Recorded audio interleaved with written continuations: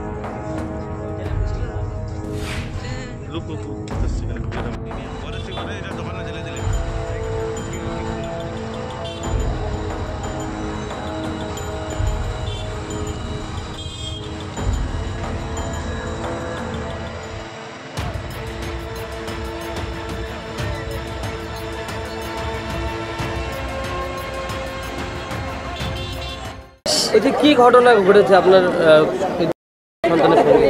আমার মেয়ে ক্লাস পড়ে, বছর বয়স ওর। ও স্কুল থেকে বাড়ি গেছে, আমাকে সারাদিন কিছু বলেনি। সন্ধ্যার পরে আমাকে বলেছে, মা এরকম আমার স্কুলে এরকম আমি ডায়েরি আনতে গেছি, ওখানে একজন মনীষ আছে, মনীষ কাকা বলে, ডায়েরি আনতে গেছি, আমাকে ডায়েরি দিতে বলে আরেকজনকে বলে কি যে এখানে তুমি সিল দিতে পারবে না, তাহলে ওর সঙ্গে আরেকটা বান্ধবী গেছিলো, তাহলে ও দিতে পারবে, তুমি পারবে না দিতে। আমার মেয়ে দরজায় দাঁড়িয়েছিল, সেখানে আমার মেয়েকে ধরে ধরেছে, আর আমার মেয়ে কান্না করে বলছে ছাড়ো ছাড়ো, ছাড়ছে না, ভয় পেয়ে গেছে আমার মেয়ে। কালকে থেকে সারাদিন ভাত খায়নি, রাতেও ভাত খায়নি, সারাদিন কান্না করছে, আর মনে পড়ছে যে ওরকম করে হচ্ছে, আতঙ্ক হয়ে আছে ভয়ে আমার মেয়ে। আপনি এই স্কুলে কি দায়িত্বে আছেন? ম্যানেজমেন্ট কমিটির সম্পাদক। বললাম যে আজকে আপনার স্কুলেরই এক যে ক্যাজুয়াল স্টাফ যার নাম মনীষ অধিকারী, তার বিরুদ্ধে এক ছাত্রীকে অভিযোগ উঠছে এবং এ নিয়ে কিন্তু অভিযুক্ত দোকান ভাঙচুর এবং চালিয়ে দেওয়া হয়েছে। যারা অভিভাবক রয়েছে তারা স্কুলে সে বিক্ষোভ দেখাচ্ছে। এই পরিস্থিতি হলো কেন? কালকে একটা ঘটনা হয়েছিল, একটা মেয়েকে, ওই মেয়েটাকে একটু ওরকম ওই টাইপের কথা উঠে আসে। হেডমাস্টার বলে আমাকে কালকের ঘটনাটা, কালকে ওকে এখান থেকে সরাই দেওয়া হয়, স্কুল থেকে আমরা সরাই দিই। আজকে একটা পঞ্চায়েত সমিতি মেম্বারের সঙ্গে কথা হয়েছিল যে আজকে এই ব্যাপারটা একটাই বসে তারপরে ওকে আর কি করা যায় যেতে পারে, সামাজিক যা প্যানিশমেন্ট থাকে কিছু যদি থাকে কারো, তো সেটা নিয়ে টাইম ছিল। তার আগে ওর একটা এখানে গুমটি ছিল রাস্তায়, সেটাকে পুরাই দেয়, এইটুকু হচ্ছে কথা।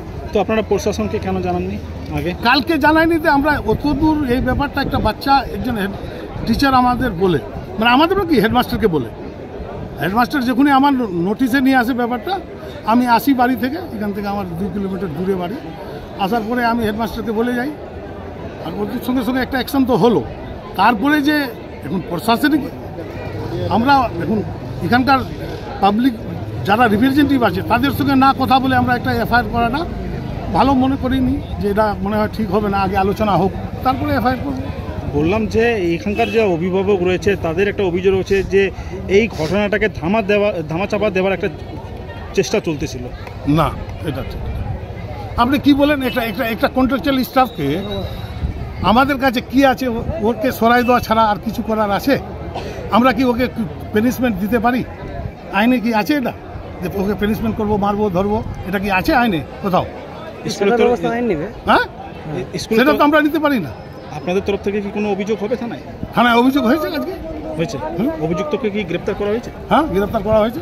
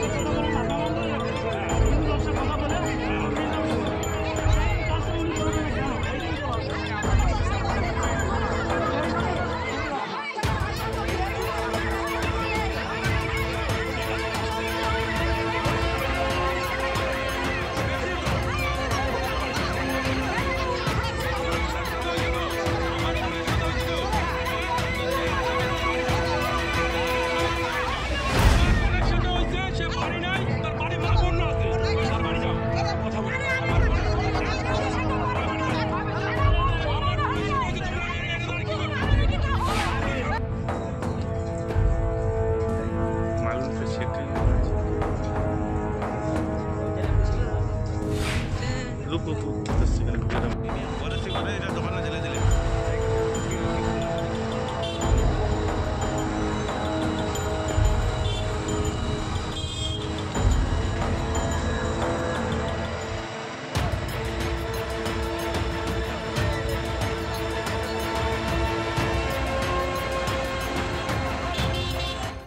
যে কি ঘটনা ঘটেছে আপনার সন্তানের সঙ্গে? আমার মেয়ে ক্লাস পড়ে, বছর বয়স ওর। ও স্কুল থেকে বাড়ি গেছে, আমাকে সারাদিন কিছু বলেনি।